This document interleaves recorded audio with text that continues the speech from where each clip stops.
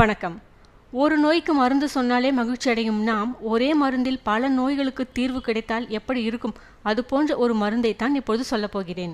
வெந்தயம் 250 கிராம், ஓமம் 100 கிராம், கருஞ்சீரகம் 50 கிராம்.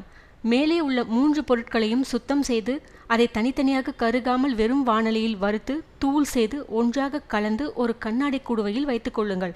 இந்த கலவையை 1 ஸ்பூன் அளவு இரவு நேரத்தில் வெதுவெதுப்பான நீரில் உட்கொள்ள வேண்டும். இதை சாப்பிட்ட பின்பு எந்த உணவையும் சாப்பிடக்கூடாது.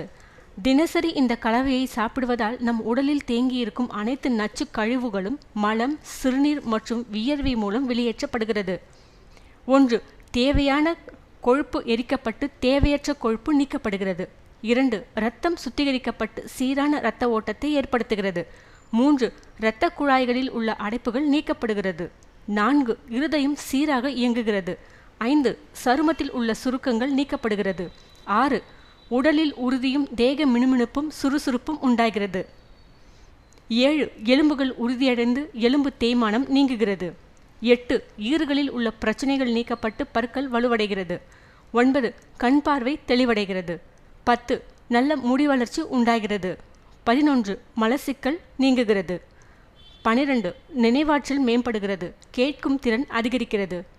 13. பெண்கள் சம்பந்தப்பட்ட நோய்கள் நீங்குகிறது. 14. மருந்துகளின் பக்க விளைவுகள் நீக்கப்படுகிறது. 15. ஆண் பெண் சம்பந்தமான பாலியல் பலவீனங்கள் நீக்கப்படுகிறது.